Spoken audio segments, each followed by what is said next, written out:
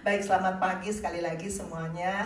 Senang sekali bertemu di sini dan seperti biasa, setiap kali ditugaskan untuk sharing, Bapak Rohani selalu berkata, jangan sharingkan pengetahuan, tapi sharingkan kehidupan, bagikan kehidupan, apa yang kamu alami bersama dengan Tuhan. Saya dulu waktu awal-awal disuruh ditugaskan untuk sharing, saya suka tanyakan, Bapak, temanya apa? Bapak Rohani bilang gak ada tema, pokoknya yang kamu alami apa itu yang kamu bagikan.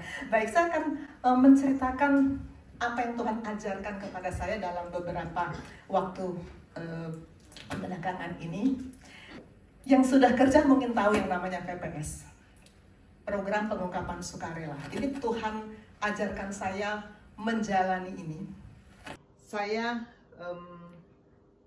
mengikuti satu program dari pemerintah yang namanya PPS, Program Pengungkapan Sukarela.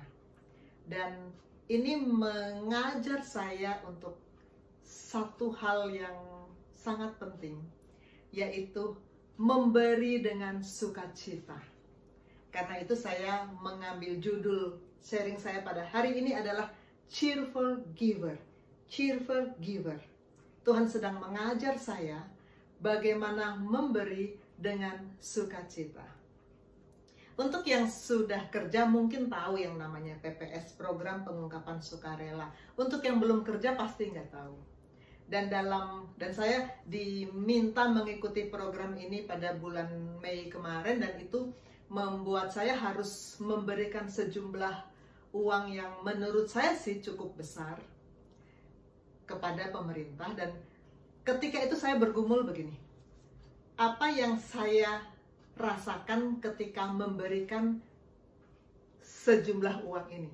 Rasa sakit, rasa kesal, rasa tidak nyaman, atau sukacita? Saya memutuskan untuk memberi dengan sukacita karena firman yang saya terima tiap-tiap hari mengatakan bahwa saya harus bersukacita. Firman yang saya terima tiap-tiap hari mengatakan bahwa memberi lebih berbahagia daripada menerima. Firman yang saya terima tiap-tiap hari mengatakan bahwa kita harus menjadi berkat.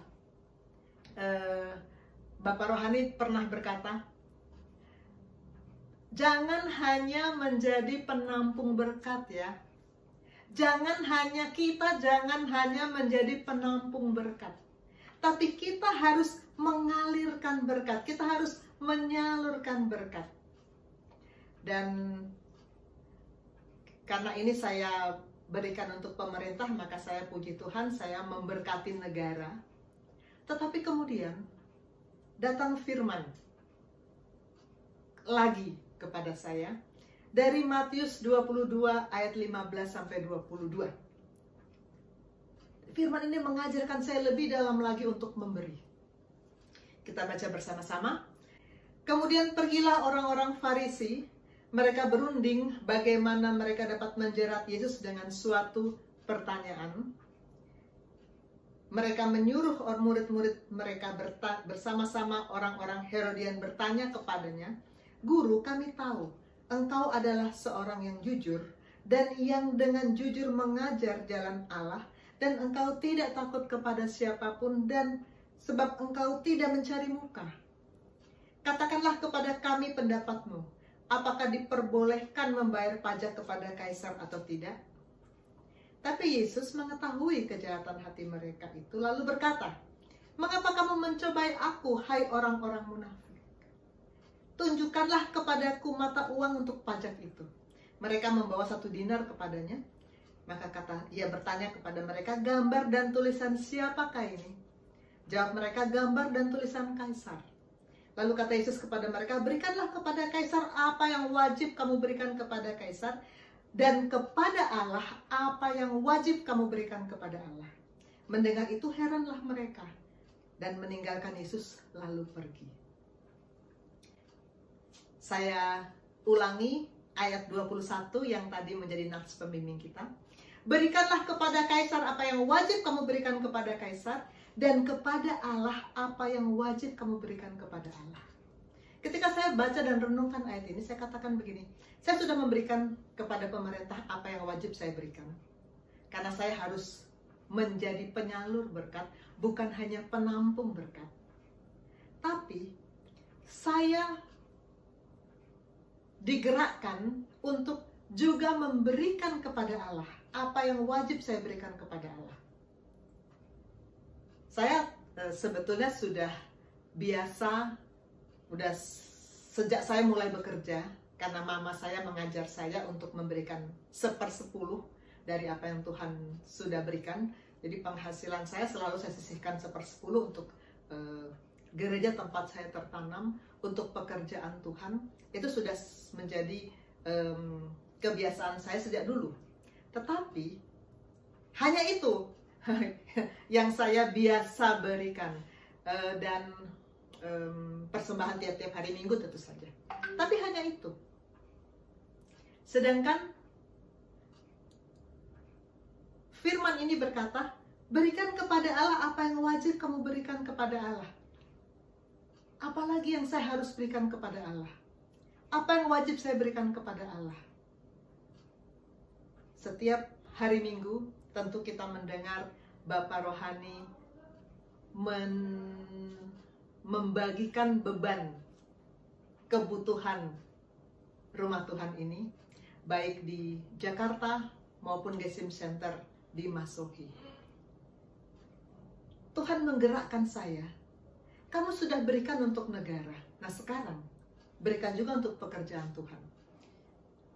Jumlah yang saya berikan untuk negara sejumlah ini, maka untuk pekerjaan Tuhan juga harus mirip-mirip dengan sejumlah ini.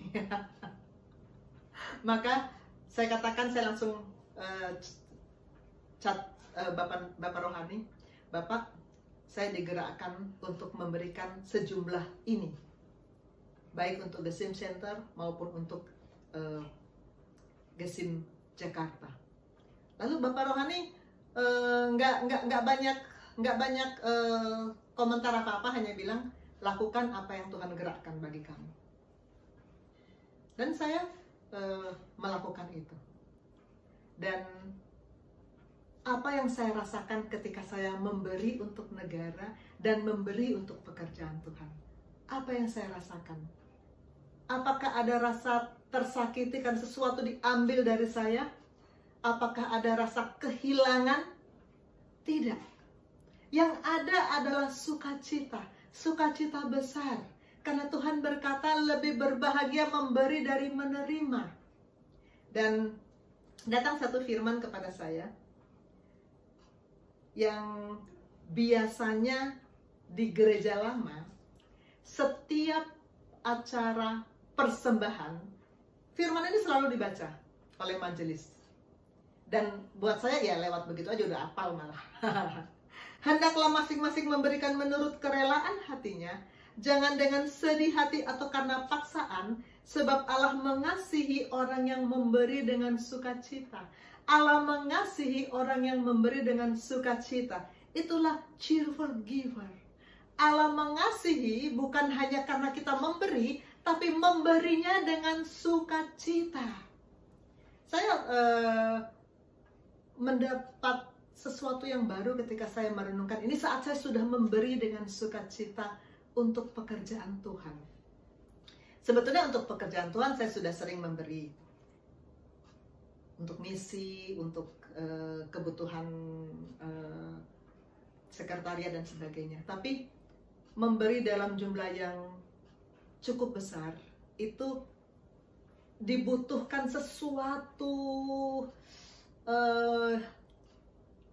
yang bisa membuat kita sukacita memberikannya. Dan saya sungguh memuji Tuhan bahwa saya bisa melakukan itu dengan sukacita. Seperti biasa, saya selalu membahas dengan what, why, dan how.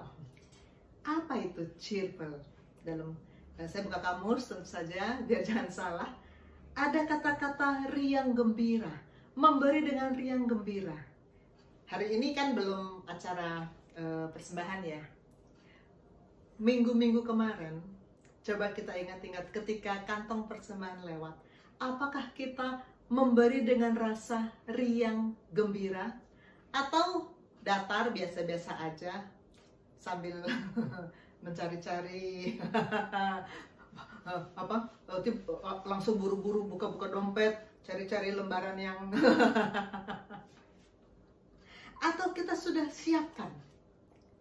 siapkan di kamus yang saya baca bahwa cheerful giver itu juga berarti ready, juga berarti spontan, juga berarti prepare. Jadi sudah disiapkan. Siapkan sejak dari rumah. Kalau saya bahkan sebelum saya berangkat, dari rumah saya sudah transfer. Ini saya diajarkan oleh Bapak Gembala kira-kira 2 tahun yang lalu. Sejak COVID, kita kan mula-mula ibadah online. Jadi sejak itu saya selalu memberi persembahan lewat transfer. Dan biasanya saya lakukan sesudah selesai ibadah, saya transfer. Itu selalu saya lakukan. Sesudah selesai ibadah, saya transfer. Nah, kira-kira 2 tahun yang lalu, sebetulnya saya nggak sengaja, tapi saya memutuskan saya transfer dulu. Sebelum ibadah, saya transfer dulu. Lalu kata Bapak Gembala, justru ini yang Tuhan mau. Ini yang sesuai firman. Saat kita masuk, kita sudah menyiapkan dan memberikan persembahan kita. Oh ya, sejak itu, saya selalu memberikan sebelum berangkat ibadah. Sekarang kan kita onsite, ada kantong persembahan. Tapi sebelum berangkat dari rumah udah saya kirim dulu. Karena saya percaya bahwa itu yang lebih menyenangkan Tuhan, lebih diperkenan oleh Tuhan. Riang, gembira, dan prepare. Sudah disiapkan. Bukan baru buru-buru cari-cari dompet, cari-cari. Siapkan dengan rasa riang gembira. Bahasa Inggrisnya, cheerful giver saya dapat dari bahasa Inggrisnya di 2 Korintus 9 ayat 7. For God love a cheerful giver. Ini adalah asli dalam bahasa Inggrisnya, dan dalam bahasa Indonesianya, Allah mengasihi orang yang memberi dengan sukacita. Marilah kita menjadi cheerful giver. Jangan datang kepada Tuhan dengan muka seperti ini. Saat kantong persembahan lewat, jangan beri muka seperti ini. Why? Mengapa? Mengapa kita harus menjadi a cheerful giver? Karena kita adalah bountiful servant. Ini istilah baru yang saya dapatkan. Bountiful servant, hamba yang berkelimpahan. Sejak memasuki 2022 ini, kita belajar bahwa kita adalah bond slave. Kita adalah hamba yang setara dengan budak belian. Kita sudah dibeli dengan harga tunai. Kita bukan milik kita sendiri. Dan kita sedang belajar berturut-turut sepanjang tahun ini. Kita adalah loving servant, hamba yang mengasihi tuannya. Kita adalah relevant servant, hamba yang terhubung terus-menerus dengan tuannya. Kita adalah faithful servant, hamba yang setia, hamba yang bertekun. Dan sekarang kita mau belajar, kita adalah bountiful servant. Kita adalah hamba yang berkelimpahan. Luar biasa. Hamba tapi berkelimpahan. Saya ketika merenungkan ini, saya sungguh diberkati dengan firman yang datang. Saya mulai dari Yohanes 10 ayat 10. Kita semua sudah hafal ini ya. Pencuri datang untuk mencuri, membunuh, membinasakan, itu di satu sisi. Tapi Yesus berkata, aku datang supaya mereka mempunyai hidup dan mempunyainya dalam segala kelimpahan. Tuhan mau kita hidup dalam kelimpahan, bukan kemiskinan, bukan bahkan pas-pasan juga enggak. Tuhan nggak mau kita hidup pas-pasan. Aduh, udah nggak ada lagi yang bisa saya kasih untuk pekerjaan Tuhan, ini udah pas untuk hidup. Enggak, Tuhan nggak kasih seperti itu. Tuhan juga tidak mau kita hidup dalam kegagalan, dalam kebodohan, dalam semua unsur-unsur alam maut. Tuhan tidak mau itu datang untuk kita. Tapi Tuhan mau itu kita hidup yang berkelimpahan. Apa arti kata kelimpahan? Saya buka kamus lagi ya. Kelimpahan artinya tertumpah banyak. Kalau kelimpahan kita harus tertumpah banyak, karena itu kita harus mengalirkan berkat kepada pekerjaan Tuhan terutama, dan juga orang-orang yang Tuhan taruh di hati kita. Pemerintah, berikan kepada pemerintah apa yang wajib kamu berikan kepada pemerintah, dan kepada Tuhan apa yang wajib kamu berikan kepada Tuhan. Kita harus tertumpah banyak. 2 Korintus 9 ayat 8. Dan Allah sanggup melimpahkan segala kasih karunia kepada kamu, supaya kamu dengan senantiasa berkecukupan dalam segala hal, berkelimpahan dalam segala pekerjaan yang baik. Pertama-tama saya mau garis bawahi untuk kita bahwa Allah itu sanggup. Sangat sanggup bahkan. Maha sanggup bahkan. Untuk memberikan kepada kita kelimpahan.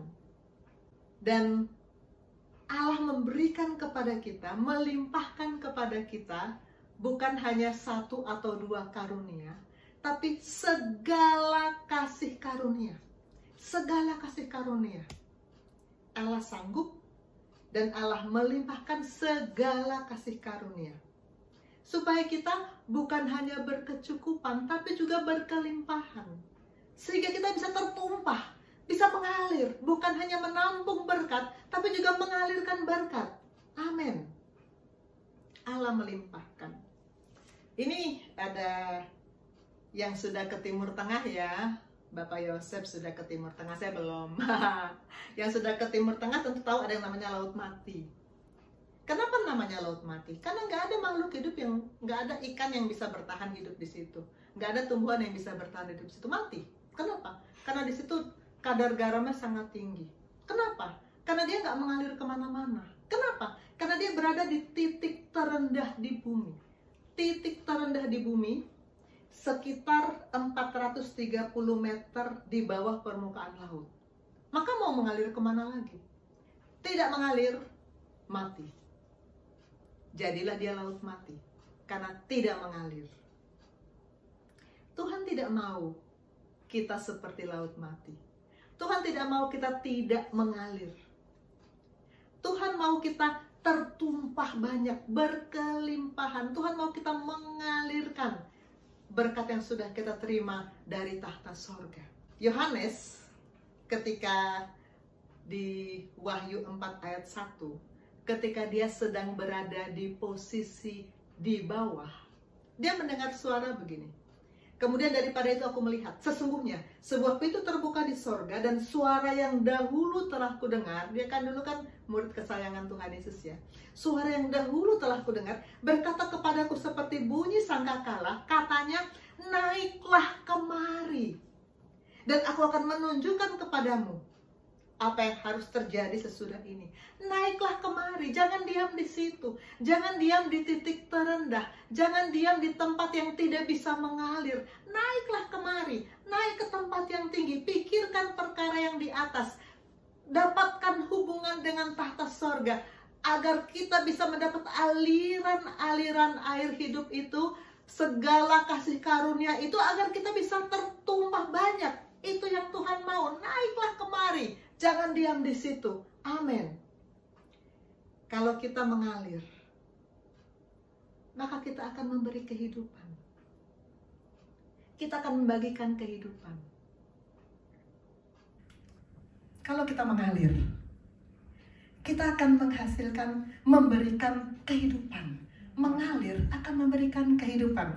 Saya sangat memuji Tuhan untuk sharing dari murid saya, Ben. Dia sekarang udah nggak di PD Koja lagi, tapi dalam komsel 2 Sabtu yang lalu, dia menceritakan bahwa dia, Ben boleh maju Ben? Sudah lama nggak lihat Ben maju ya. Dia menceritakan bahwa ternyata di rumah sakit, sekarang dia di rumah sakit apa sekarang Ben? RSAU Halim ya. Untung masih di Jakarta, jadi masih tetap bisa datang ke sini. Stase apa itu? Bedah, dokter. Stase bedah. Baik, Ben menceritakan ketika itu bagaimana dia tetap menyampaikan firman pada pasien. Boleh coba cerita, Ben? Ya, baik. Shalom semua. Shalom. Ya, saya sharing untuk pengalaman kehidupan rohani saya selama lepas dari IPD Koja. Nah, minggu kedua setelah saya masuk stase bedah di RSAU di Halim, saya mendapatkan pada hari Jumat itu satu pasien bapak-bapak, dan kebetulan pasien ini datang dengan keluhan kecelakaan, habis kecelakaan lalu lintas, jadi tulang kakinya patah. Nah, terus dia dirawat di lantai 3 waktu itu, dan waktu itu saya tidak menerima dia di triase. Jadi bapak-bapak ini datang sudah dirawat inap dan sudah ditangani oleh dokter, dan saya dengan dokter pembimbing klinis saya sudah visit. Nah, setelah saya visit, entah kenapa saya ada punya rasa kerinduan di dalam hati saya untuk ingin menyampaikan firman Tuhan, karena sebelumnya saya juga masih gagal move on waktu di PD Koja. Setiap hari Jumat kami biasanya sharing firman Tuhan kepada setiap pasien yang ada, dan saya rindu akan saat-saat itu, momen-momen itu. Dan puji Tuhan sekali, ketika saya sampaikan satu ayat yang biasanya sering kami pakai di PD Koja, yaitu 1 Korintus 10 ayat 13 tentang pencobaan, Bapak itu merasa terberkati. Dan tak kenapa, mungkin karena rasa terberkatinya, Bapak itu menitikkan air mata. Dan setelah saya tanyakan, Bapak sedih kenapa atau Bapak senang? Nah, dia bilang bahwa dia punya persoalan hidup saat itu. Persoalan hidupnya itu dia gagal sebagai seorang bapak karena anaknya yang pertama dan anaknya yang tunggal itu bandal, jadi lari dari rumah. Jadi dia kepikiran terus selama beberapa minggu, dan akhirnya dia tidak fokus. Pekerjaannya kan sebagai ojol ya, dok. Dan jadi waktu dia bekerja sebagai ojol itu, dia menabrak motor yang ada di hadapannya karena dia tidak fokus karena anaknya kabur dari rumah. Nah, setelah itu saya langsung berpikir dan saya bersuka cita akan hal itu. Ternyata saya bisa, dan saya pelayanannya mandiri. Biasanya dipandu oleh Dokter Susan dan mungkin teman-teman yang saya yang lainnya, Kak Hana sebagai ketua rohani yang biasanya pandu untuk Ben, kira-kira penyampaian firman mungkin seperti ini. Nah, sekarang saya mandiri, dan puji Tuhan sekali saya ada rasa sukacita di dalam hati saya untuk menyampaikan. Puji Tuhan sekali, terima kasih Ben, silakan kembali. Puji Tuhan sekali, waktu Ben cerita ini di Komsel, saya juga senang sekali bahwa ternyata selama kita terus terhubung dengan tahta sorga, aliran air kehidupan itu terus mengalir dan kita alirkan. Terhubung, mengalir dan kita alirkan, itu kuncinya. Amin. Itu yang Tuhan mau. Kita adalah bountiful servant yang mengalirkan berkat. Amin. Puji Tuhan. Kemana saja sungai itu mengalir, segala makhluk yang berkeriapan di sana akan hidup. Ikan-ikan akan menjadi sangat banyak, sebab kemana saja air itu sampai, air laut di situ menjadi tawar. Kemana saja sungai itu mengalir, semuanya di sana akan hidup. Ini sudah sangat sering dibahas oleh Bapak Rohani dan tim gembala di sini ya, bahwa memang ini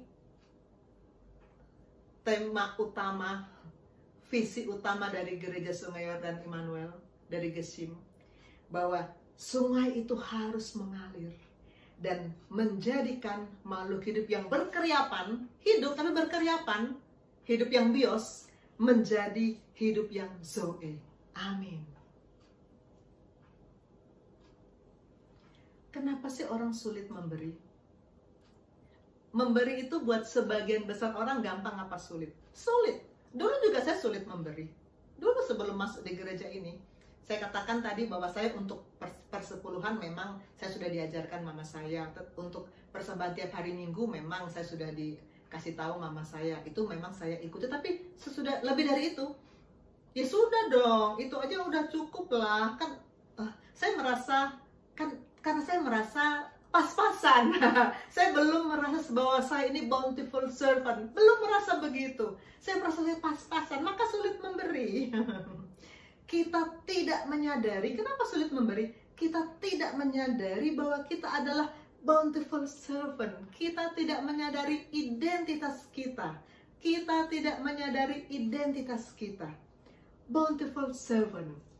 Seperti apa sih hamba yang berkelimpahan itu? Saya merenungkan, kalau aku adalah hamba yang berkelimpahan, maka pertama, Tuhan mau kita melayani Dia dengan rasa berkelimpahan. Dilarang mengeluh, dilarang bersungut. Yang paling juara mengeluh dan bersungut siapa? Bangsa Israel ya. Kalau kita baca cerita di Keluaran. Aduh, rasanya. Bangsa Israel waktu dibawa keluar dari Mesir, lalu berada di tepi laut Teberau, lalu di belakang tentara Mesir menyusul. Apa yang mereka lakukan, dan mereka bersungut-sungut pastinya. Mereka berkata kepada Musa, Keluaran 14 ayat 11, apakah karena tidak ada kuburan di Mesir, maka engkau membawa kami untuk mati di padang gurun ini? Apakah yang kau perbuat ini terhadap kami dengan membawa kami keluar dari Mesir? Ngomel panjang lebar. Kemudian terjadilah mujizat ya. Kita tahu, dan bangsa Israel melewati mujizat itu, mengalami mujizat itu, merasakan bagaimana tangan Tuhan bekerja luar biasa. Lalu apakah mereka berubah? Enggak. Bersungut-sungut lagi sampai di Mara dan Elim, bersungut-sungut lagi, airnya pahit. Lalu mereka ngomel lagi kepada Musa. Maka bersungut-sungutlah bangsa itu kepada Musa. Kata mereka, apakah yang akan kami minum? Ngomel lagi.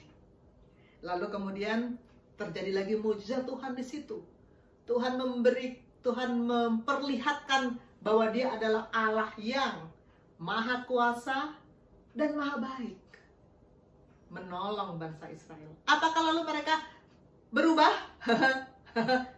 Tetap ya.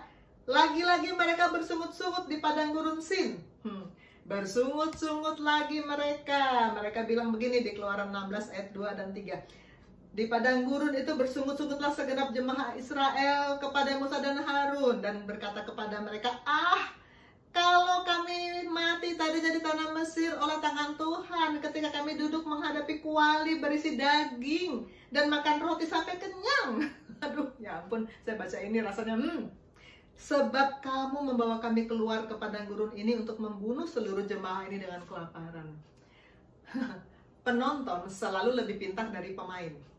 Kalau kita nonton ya, nonton bola kek, nonton apa kek, pertandingan, selalu kita selalu lebih pintar ya. Aduh, tadi kenapa? Aduh, itu kan tinggal dikit. Aduh. Kita kalau nonton cerita Israel ini, kita juga bilang, bangsa Israel ini ya ampun, kenapa? Tapi coba lihat diri kita. Apakah kita gampang bersungut-sungut, gampang mengeluh? Apakah kita dikit-dikit kayak kemarin Pastor Rio, kalau dapat tugas, apa responnya? Aduh. Apa kita juga nggak gitu? Bountiful servant, melayani Dia dengan rasa berkelimpahan, maka tidak ada mengeluh, tidak ada bersungut.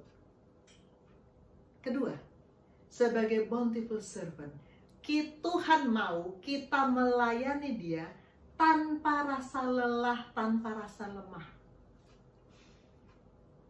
Ini saya rasakan sekali waktu setiap ada IPD baru. Dalam 1 minggu pertama, saya harus melakukan pelayanan pribadi dengan namanya juga pribadi ya. 1 demi 1 tiap-tiap hari, pulang praktek.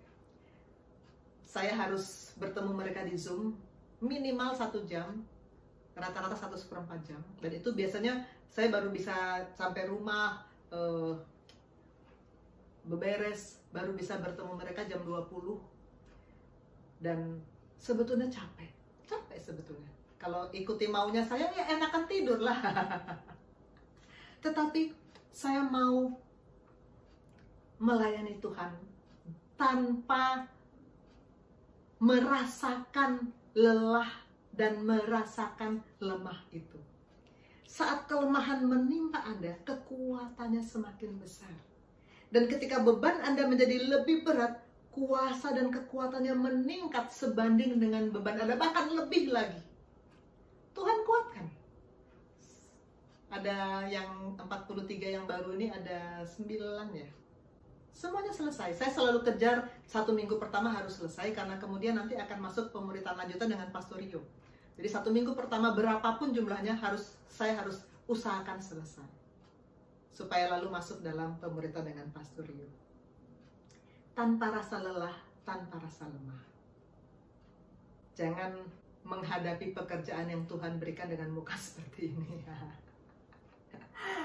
Yang ketiga, Tuhan mau kita memberikan yang terbaik, termasuk waktu. Ini ayat yang diberikan Bapak Yosef seminggu yang lalu. Salah satunya, ada banyak yang diberikan. Salah satunya Kolose 3:23. Apapun juga yang kamu perbuat, perbuatlah dengan segenap hatimu seperti untuk Tuhan. Kalau untuk Tuhan, pasti dong kita berikan yang terbaik. Apapun, pasti. Ini adalah komsel yang selalu saya lakukan setiap hari Sabtu jam 5 sore. Ini adalah prime time sebetulnya. Sebetulnya. Ini waktu yang terbaik sebetulnya untuk melakukan banyak hal lain untuk kepentingan kita. Saya tahu murid-murid saya sebetulnya punya banyak hal yang mau dilakukan di pukul 5 hari Sabtu. Karena hari lain kan Senin sampai Jumat, kita kan full di rumah sakit sampai malam. Sabtu itu satu-satunya weekend yang kita bisa isi dengan kegiatan lain sebetulnya. Termasuk saya pun, saya bisa isi dengan yang lain. Tapi saya mau kasih ini untuk Tuhan. Best time, waktu terbaik untuk Tuhan. Saya mau panggil Brian. Ada Brian di sini? Boleh maju? Ini kesayangan Tuhan juga. Brian ini punya kesibukan lain selain daripada sebagai koas, karena ya kita lihat aja badannya ya. Itu Brian. Dia punya harus meluangkan waktu juga untuk latihan secara teratur, waktu sempit. Tetapi dia bilang sama saya gini, saya kalau untuk komsel tiap hari Sabtu, saya tidak mewajibkan semua harus hadir. Memang saya sesudah diskusi dengan Pastor Jerry, kalau terlalu banyak koas juga tidak efektif ya. Jadi memang ada giliran, jadi untuk ikut ada giliran. Tapi Brian bilang gini sama saya mau ikut selalu. Jadi dia request untuk selalu ikut, dan saya kata, puji Tuhan. Brian, kenapa kamu, apa yang menjadi motivasi kamu untuk mau selalu ikut komsel? Shalom semuanya. Ya, jadi saya izin sharing juga. Jadi sebenarnya saya bukannya pertama kali, saya juga memang sudah baca Alkitab sebetulnya. Cuman waktu itu saya merasa tertampar oleh, sebenarnya bukan ditampar beneran, bukan. Siapa yang berani nampar dia ya? Ya. Saya juga mikir. Jadi saya itu waktu itu sempat pemuritan pertama kali itu sama Dr. Susan. Dr. Susan bilang, pokoknya kita lupa juga bahas apa. Tiba-tiba Dr. Susan ada bilang, kalau saya baca renungan pagi dan firman Tuhan pagi-pagi gitu. Sedangkan saya sendiri pun baca juga, cuman kan malam itu kayak udah capek segala macam dan lain-lain. Cuman setelah itu pun saya merasa, oh iya ya, Tuhan aja memberi kita duluan gitu. Baru kita masa kita memberi Tuhan tuh yang kedua gitu, bukan yang pertama kali. Nah, sejak itu pun saya lihat, oh Tuhan juga orangnya tuh tidak pernah capek ya, kalau kita bisa lihat dari situ kan. Tiap hari cheerful terus segala macam. Oke, saya mau coba untuk itu dan saya mau lebih aktif untuk Tuhan. Jadi untuk sekarang jadinya lebih cheerful lah gitu. Bagaimana kamu mengikuti komsel tiap hari Sabtu? Kamu merasa mendapat berkat? Kalau bisa dilihat atau gak kelihatan sih, itu saya senyum terus tuh di sana. Di balik masker. Oke ya, puji Tuhan, beri kemuliaan bagi Tuhan. Silakan duduk, Brian. Best time, waktu yang terbaik kita berikan untuk Tuhan. Amin. Yang keempat, Tuhan mau kita memberikan yang terbaik, bukan hanya waktu, tapi juga tenaga. Tenaga. Kembali Kolose 3:23, apapun juga yang kamu perbuat, perbuatlah dengan segenap hatimu seperti untuk Tuhan dan bukan untuk manusia. Saya sangat senang waktu Pastor Rio khotbah, dia cerita, dia datang pagi-pagi ke Gesim ini. Ada 2 anak koas, ini adalah Ben dan Krobil. Datang kucuk-kucuk, Pastor kami bisa bantu apa? Mereka bantu angkut kursi dan sebagainya. Lalu saya pikir gini dalam hati saya, kalau itu mereka lakukan di kelas ketika saya ngajar, ketahuan dong motivasinya. Ya dong, supaya dapat nilai bagus dari Dr. Susan ya. Motivasinya ketahuan. Tapi ini kan saya aja belum datang. Saya kan nggak lihat, dan mereka mana tahu kalau ini kemudian diceritakan sama Pastor Rio, kan mereka juga nggak tahu, nggak diatur-atur ya. Pastor Rio nggak bilang, nanti aku ceritakan, ayo bantu dulu, nggak mungkin. Tapi mereka datang pagi-pagi, 7:30 sudah datang, dan mereka menawarkan bantuan, ikut bantu angkat kursi. Pastor Rio menyatakan terkesan dengan itu. Saya panggil Krobil boleh maju? Tadi Ben sudah maju, sekarang Krobil. Krobilianto ini ketua angkatan 42 yang sebetulnya ini hari Minggu terakhir dalam mereka di IPD Koja. Hari Sabtu tanggal 30 besok mereka selesai. Itu pun hari libur ya, tanggal 30 itu merah. Dan tanggal 31 seharusnya mereka sudah terpencar di stase lain, tapi ternyata mereka dapat libur 1 minggu. Ya. Jadi minggu depan masih di sini ya. Masih di sini ya. Ditonton dulu dari sekarang. Ya, Krobil, kenapa kamu, apa yang memotivasi kamu? Kan saya nggak ada waktu kalian datang pagi-pagi menawarkan bantuan ke pastornya, kan saya nggak ada. Kan nggak mungkin supaya dapat perhatian dari saya. Apa yang memotivasi kamu? Shalom semuanya. Shalom. Puji Tuhan dokter, setelah masuk IPD Koja dan juga bertumbuh di sini dok, saya sadar diri dokter bahwa saya juga adalah pelayanan Tuhan. Terus saya juga adalah hamba Tuhan. Amin. Walaupun menurut saya profesi kita adalah dokter, kalau orang biasa kan mandangnya wah kayak gitu dok. Tapi saya tetap mau jadi hamba Tuhan. Amin. Kita anak, kita murid, dan kita hamba. Iya. 3 identitas kita di hadapan Tuhan. Amin. Tetap di dalam Tuhan ya, Krobilnya, walaupun nanti entah stasiun di mana, tapi mudah-mudahan kayak Ben ya, tetap di Jakarta ya. Oke, terima kasih, beri kemuliaan untuk Tuhan. Tuhan mau kita juga memberikan yang terbaik untuk Tuhan. Dana, waktu, tenaga yang terbaik untuk Tuhan, karena kita bountiful servant. Nggak mungkin tidak mengalir, karena kita berkelimpahan. Amin. Puji Tuhan, itulah bountiful servant. Karena kita sendiri sudah merasa berkelimpahan. Berkelimpahan dari tenaga, waktu, dana, berkelimpahan dari Tuhan. Maka kita mau memberikan untuk pekerjaan Tuhan. Amin. Berikan yang terbaik untuk Tuhan. Bagaimana caranya? Bagaimana caranya untuk menjadi cheerful giver? Pertama, kita harus terikat kepada Allah, bukan kepada materi itu. Kita nggak bisa memberi dengan sukacita kalau hati kita terikat pada materi itu. Kita hanya boleh terikat pada yang memberikan materi itu kepada kita. Orang yang tidak terikat pada materi akan mudah memberi. Ini adalah kisah di Perjanjian Lama yang sangat terkenal. Orang yang berkata, Tuhan yang memberi, Tuhan yang mengambil, terpujilah nama Tuhan. Siapa dia? Ayub. Ayub Tuhan berkati. Lalu kemudian iblis bilang, terang aja dia mengasihi Tuhan. Tuhan memberkati dia. Lalu kata Tuhan, boleh kamu ambil hartanya, apapun yang dia miliki, bahkan anak-anaknya pun boleh kamu ambil. Mati semua kan, anaknya mati, hartanya habis, tapi nyawanya harus kamu sayangkan. Jangan ganggu nyawanya. Lalu iblis memberikan begitu banyak problem kepada Ayub, termasuk gangguan kesehatan. Sampai istrinya bilang, udah ngapain masih setia sama Tuhan, mati aja lu, kata istrinya gitu. Tapi Ayub bilang apa? Ayub sama sekali tidak. Di Ayub 1 ayat 6 sampai 21 kita baca sendiri nanti ya di Komsel, dalam mempersiapkan Komsel masing-masing baca sendiri karena waktu kita ya. Ayub berkata, Tuhan yang memberi, di Ayub 1 ayat 21b, Tuhan yang memberi, Tuhan yang mengambil, terpujilah nama Tuhan. Amin.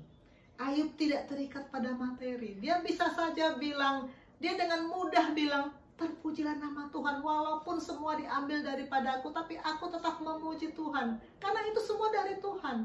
Yang penting aku tetap terikat kepada Tuhan. Ini inspirasi Bapak Rohani sudah lama ini, sudah kira-kira 3 tahun yang lalu. Dengarkan ini, memindahkan arah hidup kita yang bergantung kepada Tuhan. Arah hidup kita yang tadinya bergantung pada Tuhan, kita pindahkan bergantung pada berkat Tuhan, sama dengan menjadikan berkat itu Tuhan kecil. Dan itu membuat hidup kita di bawah kutuk. Yeremia 17. Bapak Rohani bilang, berkat itu punya tujuan, tapi berkat itu sendiri bukan tujuan. Dan saya pernah diberikan ayat ini ketika saya memberi persembahan khusus untuk pekerjaan Tuhan. Bapak Rohani memberikan Amsal 3 ayat 9, muliakanlah Tuhan dengan hartamu. Mau memuliakan Tuhan, salah satunya dengan harta. Berikan untuk pekerjaan Tuhan. Muliakan Tuhan dengan hartamu dan dengan hasil pertama dari segala penghasilanmu. Amin. Kedua, supaya kita bisa menjadi cheerful giver, jangan cinta uang. Ini bertentangan dengan kedagingan kita. Saya waktu pelayanan pribadi dengan murid-murid, saya katakan banyak firman yang gak cocok sama kedagingan. Termasuk ini, karena kedagingan kita pasti mau cinta uang. Maka saya mengatakan kepada mereka, kalian harus belajar untuk mengakui firman yang benar. Bukan kedaginganku, tapi firman yang benar. Pastor Dr. Tunde Bakare berkata, penilaian kehidupan roh yang sehat itu bukan dinilai dari keterlibatan kita dalam mengikuti kegiatan gereja. Oh, rohnya sehat karena dia rajin jadi singer, rajin jadi usher. Oh, band itu rohnya sehat karena dia tuh singer, sering jadi singer. Oh, rohnya sehat. Bukan dari situ. Tapi lebih tepat dari sikap ketika memberi. Memberi apapun untuk Tuhan. Memberi waktu, memberi tenaga, memberi dana. Sikap kita ketika memberi itu yang menentukan roh kita sehat atau tidak. Karena akar dari segala kejahatan dimulai dari cinta akan uang. Dan kejahatan adalah meninggalkan Tuhan dan hidup mengandalkan materi.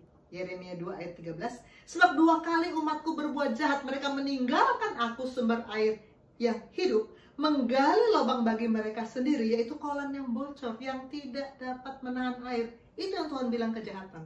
Meninggalkan Tuhan, bergantung pada materi. Itu kejahatan, kata Tuhan. Siapa mencintai uang, tidak akan puas dengan uang. Siapa mencintai kekayaan, tidak akan puas dengan penghasilannya. Ini pun sia-sia, Pengkhotbah 5 ayat 10. Cinta itu melekat pada objek yang dicintai. Kita cinta pada Tuhan, kita melekat pada Tuhan. Tapi kalau kita cinta pada uang, kita melekat pada uang, maka susah untuk memberi. Jangan cinta uang. Amin. Dan ketiga, bagaimana menjadi cheerful giver? Kenali identitas kita sebagai bountiful servant. Identitas, kita banyak mendengar tentang identitas akhir-akhir ini. Kita adalah anak, kita adalah murid, kita adalah hamba. Dan sebagai hamba, kita bukan hanya loving servant, bukan hanya relevant servant, bukan hanya faithful servant, tapi juga bountiful servant. Kita berkelimpahan, maka kita harus punya hati yang bersukacita untuk memberi. Filipi 4 ayat 19, Allahku akan memenuhi segala keperluanmu menurut kekayaan dan kemuliaannya dalam Kristus Yesus. Amin. Mari kita berdoa.